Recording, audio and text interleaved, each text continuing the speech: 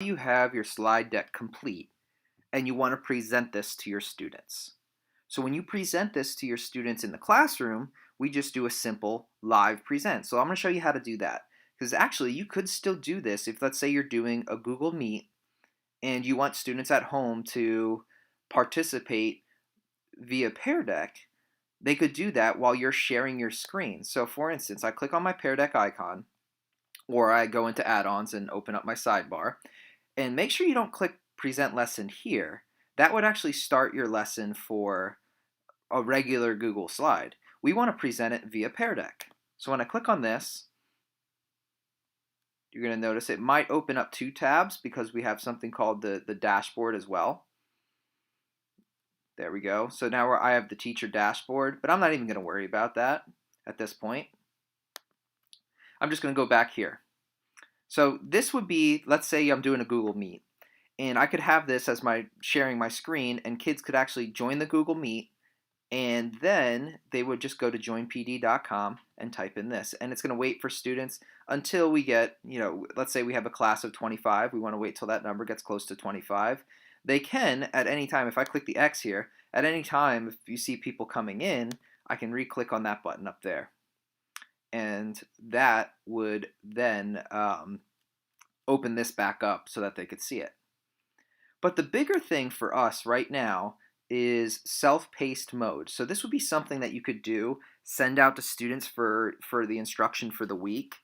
And inside your slide deck, you might have some videos explaining the topics, as well as some interactives and some websites and some resources, kind of as like a hyper slide. And with that, it's very simple to do. All we do here, went to the next slide.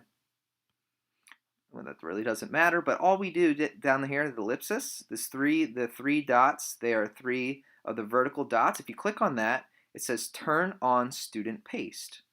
Okay, when I turn on student paste, it's going to actually, it says to assign this for homework, send your students to this link. So I would just copy and paste that as a link and put that right into my Google Classroom.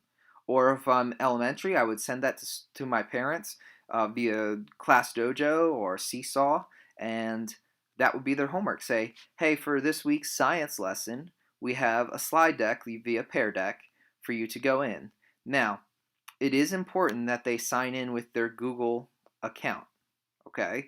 But I will show you, and that's really, really important for secondary. But for elementary, right here's the stop student pace, by the way. For elementary, I'll show you another quick trick that you can do if you just want this for students to practice and you're not as worried about them signing into their Google account.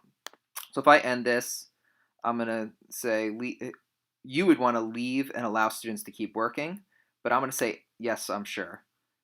The nice thing here is if I name my lesson, all the people that were involved in here would get, let's say Pear Deck. I would click this button. Student takeaways means that secondary students would actually get emails of a Google Doc that has all their answers and everything they've learned. So I can save and end session. I'm just going to end that session. Now, for K1 and 2 teachers that maybe are worried about the Google logins, right here, if you click on this menu button, you can turn that off that says require student logins. They can just join with an avatar and a nickname. That's really nice for K1 and 2 because then they don't have to worry about signing in with their login information. I would highly recommend 3 through 12. Turn that on. It's a great way for you to keep track. And that's it for this portion of the tutorial.